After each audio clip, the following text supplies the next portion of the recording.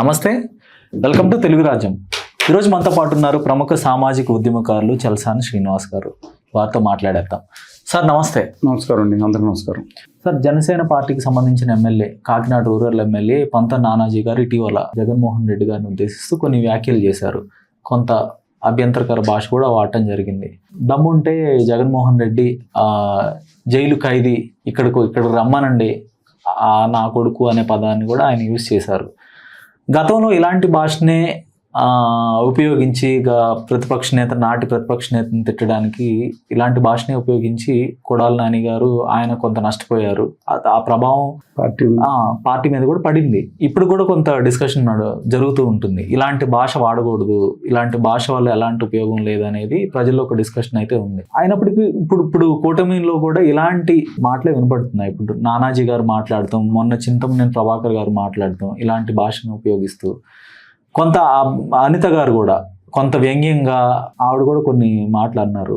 So ఏమంటారు? అంటే first నేను తెలుసుకుందాం అనుకుంటున్నాను. మహిళలు కూడా మాట్లాడారు, నేను మహిళలు ఆవిడ కూడా కొంతమంది మాట్లాడారు నా కొడక అని. నా కొడక అంటే మీనింగ్ చెప్పండి ఒకసారి.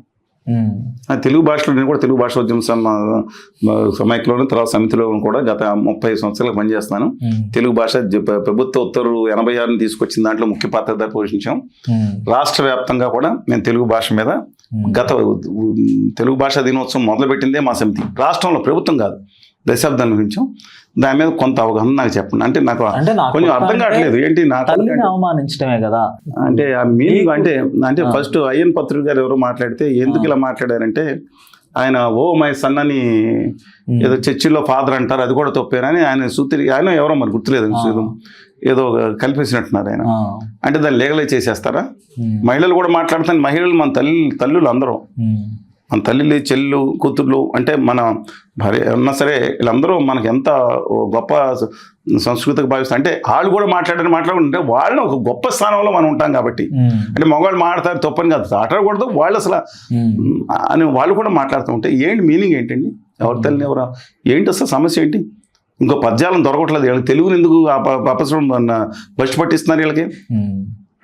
అంటే తెలుగు ఇంగ్లీష్లో హిందీలో మాట్లాడతారు, మనం చచ్చిపోతాం మళ్ళీ. అది కాదు, అలాంటి భాష ఉపయోగించాల్సిన అంత అవసరం ఉందంటారా రాజకీయాల్లో? ప్రతి ఒక్కళ్ళు ఆ రోజు మాటలు మాట్లాడితే కొంత పొలిటికల్ గా మనం ట్రాక్షన్ గెయిన్ చేసుకోవచ్చు. కొంత హై పోటీ ఇదేంటంటే ఇమ్మీడియట్ హైప్ కోసం కొంతమంది ప్రయత్నిస్తున్నారు.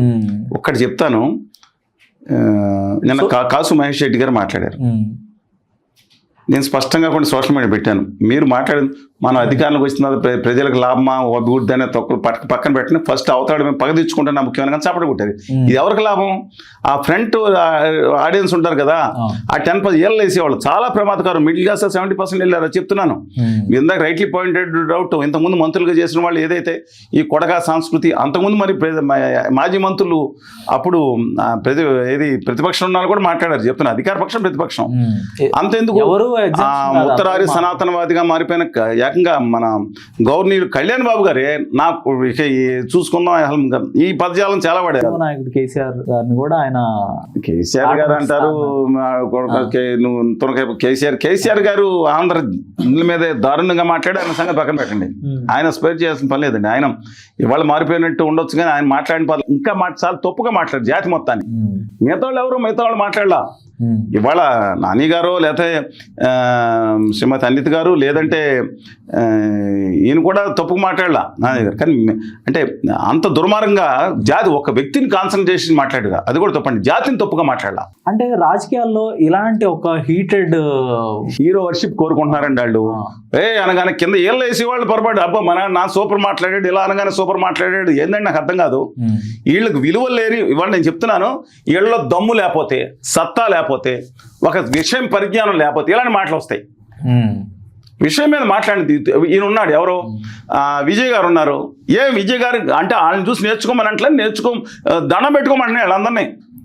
విజయ్ గారిని అందరూ చాలా మంది మాట్లాడారు.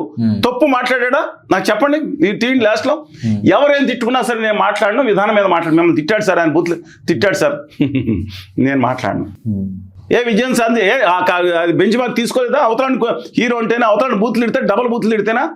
చిన్న చిన్నాలు పెట్టుకుని టీవీలో పెట్టుకుని ఒక మహిళా నేతలందరినీ నోటికి అనరాని మాటలన్నీ మాట్లాడుతానంటే అప్పుడు వ్యతిరేకం, ఇప్పుడు ఏంటంటే ఎవరిని ప్రోత్సహిస్తున్నారు మీరు? 24 గంటల మీడియాలో పెట్టుకుని బూతులు తిట్టేవాళ్ళని. ఏదో స్ట్రైకింగ్ గా ఉండాలి, జనాలు చూడాలి, డ్రామా టైటిల్స్ కూడా అంటే పెడతారు.